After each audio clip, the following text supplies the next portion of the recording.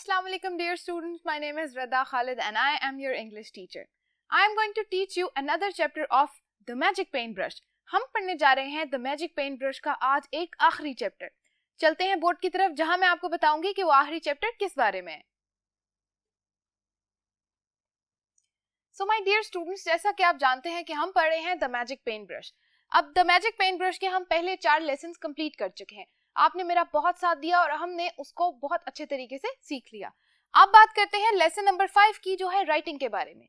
अब राइटिंग के लिए जो जो चीजें हमें दरकार हैं, जो चीजें हमें जरूरी चाहिए, वो हम ऑलरेडी पिछले 4 लेसन्स में सीख चुके हैं. ठीक है, आज जब हम आज का लेक्चर कर रहे होंगे, दौरान उस लेक्चर के हम बहुत सारी वो चीजें रिवाइज करेंगे जो हमने लेसन 4, लेसन 3, लेसन 2 और लेसन 1 में सीखी थी. All about the magic paintbrush and all about the grammar and the vocabulary that we have studied so far. अब बात करते हैं आज के टॉपिक की, जिसका नाम है पंक्चुएशंस.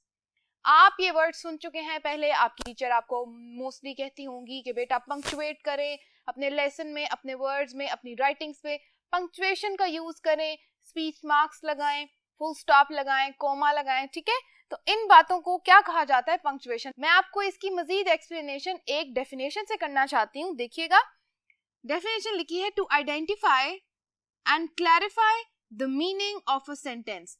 ये क्या है इसका, ये यूजेज है, यानी ये कहाँ यूज होती है.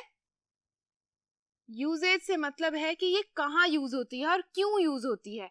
To identify and clarify the meaning of a sentence. अब एक सेंटेंस अगर ऐसे लिखा हो जिसके अंदर कोई कॉमा या फुल स्टॉप या स्पीच मार्क्स नहीं दिए गए, ठीक है, तो उस सूरत में सेंटेंस ठीक तो होगा, लेकिन उसका मीनिंग क्लैरिफाई नहीं होगा, क्लियर नहीं होगा. ठीक है, और आइडेंटिफाई नहीं कर पाएंगे कि किसने क्या कहा है, सेंटेंस का या उन वर्ड्स का कौन सा पार्ट किस शख्स के मुंह से निकला है या किस पर्सन ने बोला है. ठीक है, पंक्चुएशंस को हम कहते हैं स्पीच मार्क्स. ठीक है, ये कहाँ यूज होते हैं, स्पीच के अंदर. स्पीच से मतलब किसी शख्स के मुंह से निकले गए अल्फाज. ठीक है, यानी कि the words that are coming out of a person's mouth. अब मैं कुछ बोल रही हूं, मतलब आई एम स्पीकिंग, या मेरी ये स्पीच है. ठीक है, सो स्पीच मार्क्स क्या है, पंक्चुएशन को कहा जाता है जो कहाँ लगाए जाते हैं, किसी सेंटेंस का मीनिंग क्लैरिफाई करने के लिए. अब इसके कुछ एग्जांपल्स हैं, कुछ यहाँ पर मैंने जो लिखी है. Number 1 is full stop. इसको आइडेंटिफाई करते हैं कि ये कैसा दिखता है. फुल स्टॉप ऐसा होता है. ठीक है, और ये कहाँ पर होता है, at the end of each sentence. Her sentence के आखिर में कहाँ लिखा जाता है ये फुल स्टॉप. कॉमा, कॉमा कहाँ लिखा जाता है, जहां दो बातों को आपस में जोड़ा जाए. ठीक है, कॉमा दिखने में ऐसा होता है, and it is written to join two speeches together. Speeches मतलब दो बातें आपस में जोड़ने के लिए एक सेंटेंस में ये यूज किया जाता है. या दो ये स्पीचेस भी हो सकती हैं, दो वर्ड्स भी हो सकते हैं, या कोई भी दो, आप बात करें कि दो सेंटेंसेस या दो क्लॉजेस या दो फ्रेजेस भी हो सकते हैं. ठीक है, सो कॉमा हर दफा वहां इस्तेमाल किया जाएगा. Speech marks. अब स्पीच मार्क्स ही यहाँ जो हमने बात की थी वो बेसिकली क्या है, स्पीच मार्क्स कुछ इस तरह दिखते हैं. ठीक है, 2 कॉमास इस तरफ और 2 कॉमास इस तरफ.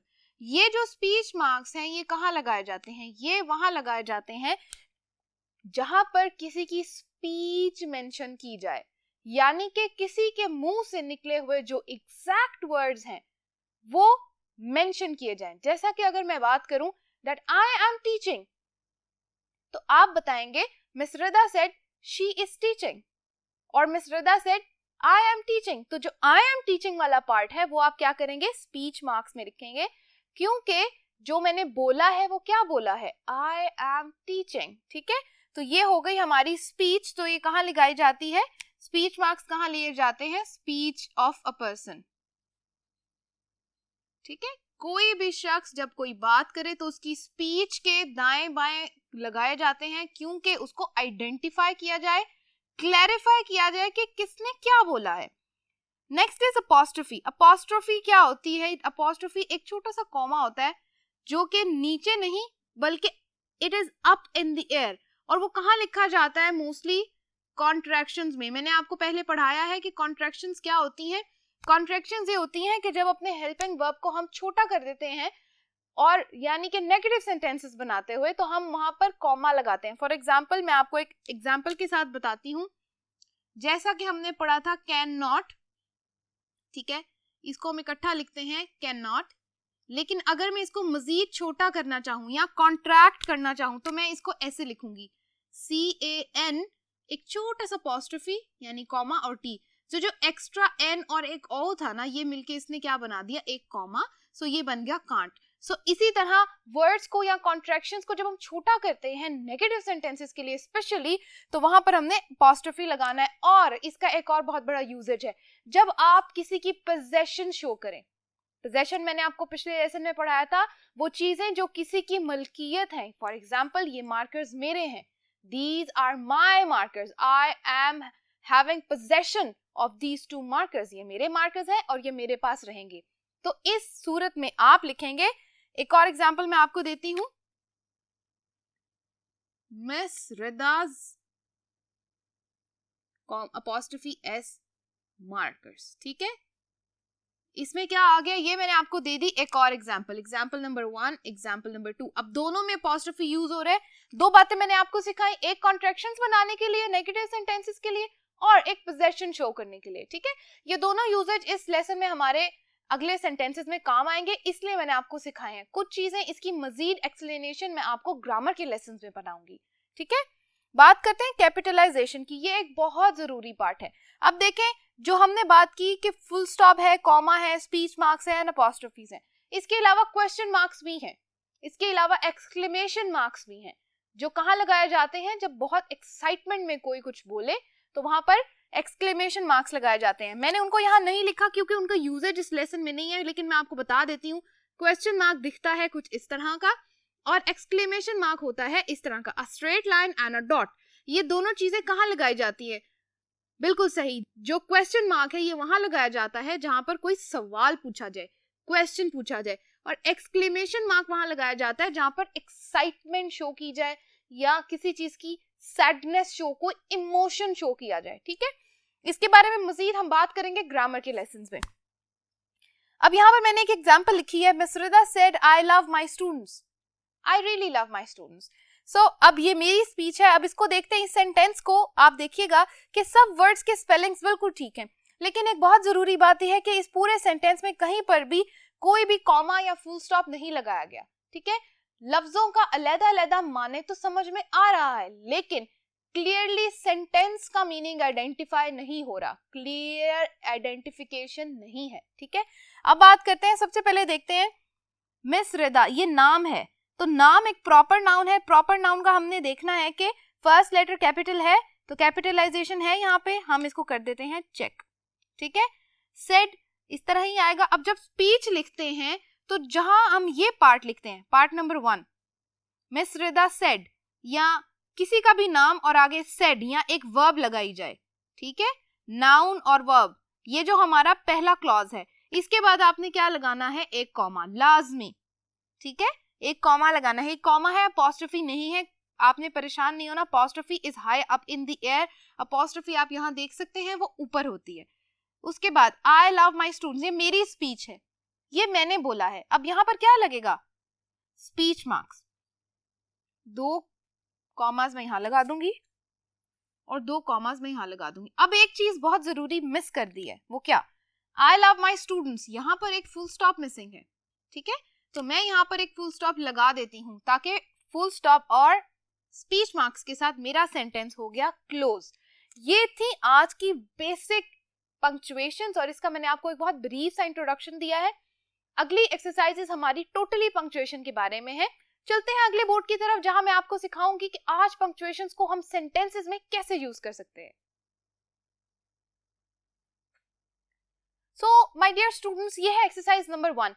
अब आप एक चीज याद रखिएगा, जो पंक्चुएशंस मैंने आपको सिखाई हैं वो बहुत बेसिक है, इसके अलावा भी बहुत सारी टाइप्स हैं। मैंने आपको सिर्फ वो इंट्रोड्यूस कराई हैं जो हम इस चैप्टर में, इस लेसन में पढ़ेंगे। ठीक है, आज की राइटिंग में यूज करेंगे। मैं स्टेटमेंट पढ़ देती हूँ। Read these lines of speech for the story in the lesson 3। Who was talking to whom। अब ये जो डायलॉग्स दिए गए हैं यहाँ पर रेड में जो लिखे हैं मैंने, ये डायलॉग्स क्या हैं? ये लेसन 3 की the magic pen brush story के अंदर से लिए गए हैं। ठीक है, अब आपने ये बताना है कि ये जो स्पीच है ये कौन किससे कर रहा है। जैसे मैंने आपको पिछले बोर्ड में बताया कि मैं बात कर रही थी आपसे। Miss Rida said that I love my students, तो I was talking to you.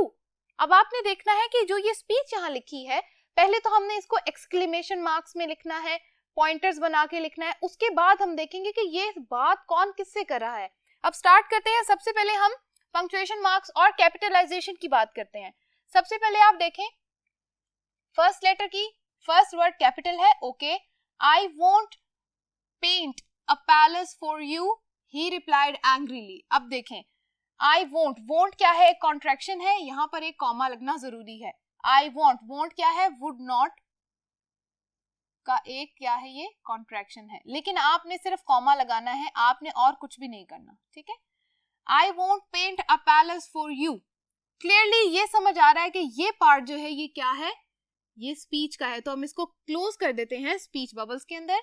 अब यहाँ पर एक कॉमा लगाना जरूरी है। हमने कहा था कि दो फ्रेजेस को, दो सेंटेंसेस को, दो क्लॉजेस को जब हम डिफरेंशिएट करेंगे एक सेंटेंस में तो हम एक कॉमा लगाएंगे। He replied angrily, full stop. Replied का R छोटा, H ही का H छोटा और angrily का A भी छोटा, इसमें मजीद किसी चीज की जरूरत नहीं। अब आप मुझे बताएं, I won't paint a palace for you, he replied angrily।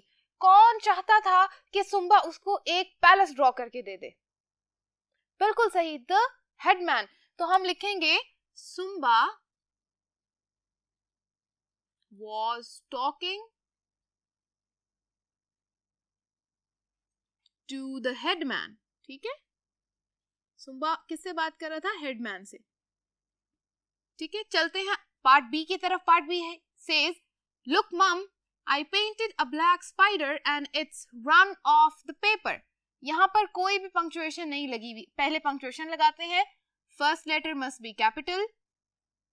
Look mum, mum is also a name, so M capital, full stop, sorry a comma. I painted a black spider and it's run off the paper। पहले sentence पूरा करते हैं। I painted a black spider and its is also a contraction, it has run off the paper, full stop। अब लगाते हैं speech marks. ये थी zumba की speech. Zumba was talking to whom? Mom। So we write here Sumba was talking to his mother। ठीक है, easy है बिल्कुल, आपने इजीली इसको कर लेना है। नंबर सी है, can I open the paint box now, he asked excitedly. अब ये एक सवाल है, can I open the paint box now. अब आप देखेंगे जब सुम्बा ओल्ड मैन से बात कर रहा था तो उसने सवाल पूछा था। सबसे पहले इसको ग्रामेटिकली यानी सेंटेंस वाइज ठीक कर लेते हैं। C capital, can I open the paint box now, यहाँ पे क्वेश्चन हो रहा है खत्म, तो एक क्वेश्चन मार्क लगेगा। ही और उसके बाद कॉमा भी लगेगा। ही आस्क्ड एक्साइटेडली और अ फुल स्टॉप। अब जो स्पीच है वो क्या है? दिस पार्ट, यहां पर हम लगा देते हैं punctuations. He asked excitedly, Sumba, speech किसकी है? सुम्बा की। Sumba is talking to the old man। ठीक है, D, no, he replied, if you open the box tonight the brush will not work that well। अब brush किसने दिए थे zumba को? Who gave the brushes to Sumba? Exactly, the old man। So सबसे पहले zumba ने क्या बोला? No, N हो जाएगा कैपिटल, कॉमा, he replied, full stop। Again speech marks, no के साथ भी स्पीच मार्क्स आएंगे क्योंकि ये बात भी सुम्बा ने की है। ही replied, if you open the box tonight the brush will not work that well, full stop and speech marks. ये हमारे हो गए sentence close.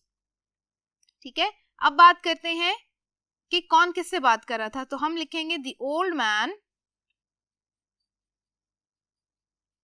was talking to, exactly, the old man was talking to Sumba. ठीक है, ये हो गए हमारे 4 सेंटेंसेस कंप्लीट। चलते हैं बोर्ड के अगले हिस्से की तरफ जहां एक मजीद सेंटेंस हम कंप्लीट करेंगे और उसके बाद मैं आपको बताऊंगी कि इन्हीं सेंटेंसेस को मजीद आपने कैसे अपनी नोटबुक में लिखना है। सो लास्ट वन पहले सॉल्व कर लेते हैं। He is very good at drawing birds and wild animals, they used to say. अब ये दे कौन है? कौन कहता था कि सुम्बा बहुत अच्छी पेंटिंग करता है?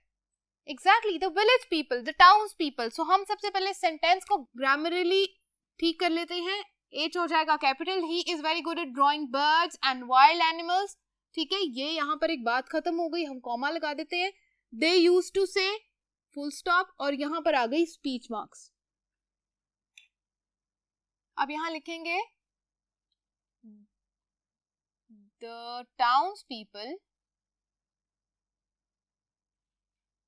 वर टॉकिंग टू, किसको बता रहे थे वो सुम्बा के बारे में? They were talking to the headman, वो हेडमैन को बता रहे थे कि वो बहुत अच्छी पेंटिंग करता है। ठीक हो गया, यहां पर हमारा ये पार्ट होता है कंप्लीट।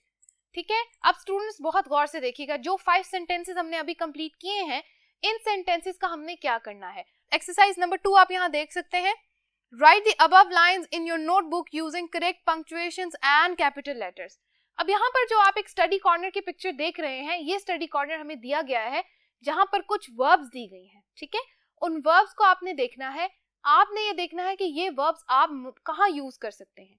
ठीक है, स्टडी कॉर्नर की हेल्प से आपने जो पंक्चुएशन जो 5 सेंटेंसेस के ऊपर हमने अभी लगाई है, आपने इस पार्ट 2 यानी एक्सरसाइज 2 के नीचे आपने उसको अपनी नोटबुक में लिखना है। ये आपका आज का काम है, इसको मार्क करें और अभी इसको कीजिएगा। वीडियो को पॉज करें, अपना काम कंप्लीट करें और मेरे पास वापस आइएगा। आई होप आप अपना ये काम कर चुके हैं। अब चलते हैं, बात करते हैं नंबर 3 की तरफ। नंबर 3 एक्सरसाइज हमारी है rewrite these lines of dialogue so that they fit in the story in lesson 3। Lesson 3 क्या था? स्टोरी जो हमने पढ़ी है, द मैजिक पेन ब्रश।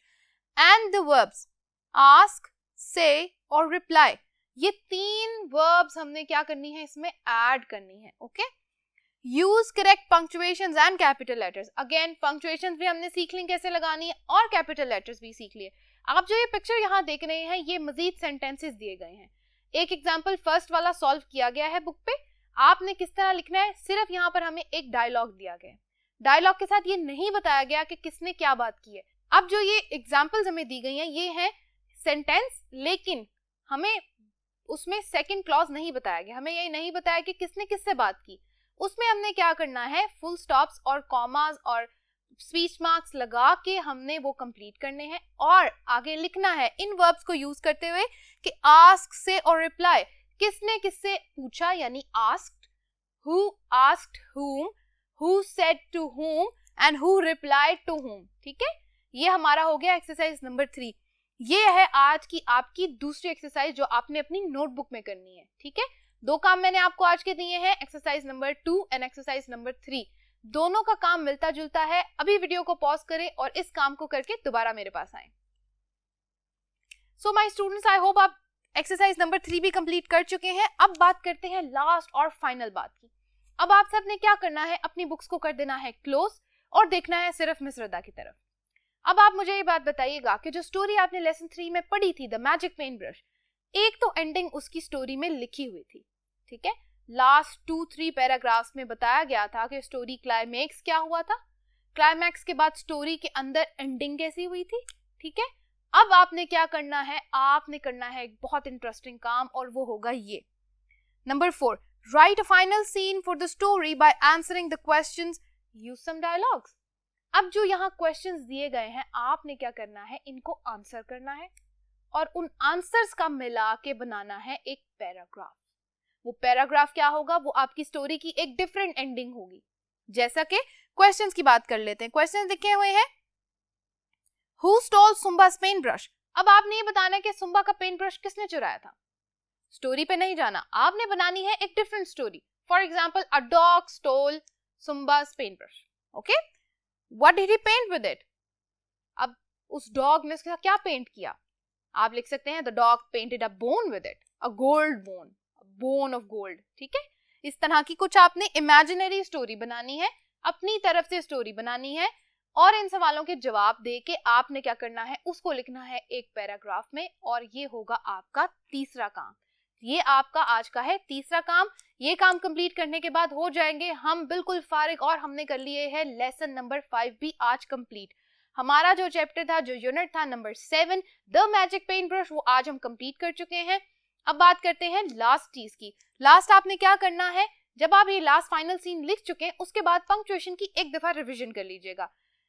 आज के लेसन के लिए सिर्फ इतना ही। मिलते हैं अगले लेसन में कुछ ग्रामर के चैप्टर्स के साथ, और हम देखेंगे कि ग्रामर को मजीद हम अपने सेंटेंसेस और अपनी राइटिंग में कैसे यूज कर सकते हैं। मेरी तरफ से इतना ही। Thank you so much for watching. अल्लाह हाफिज।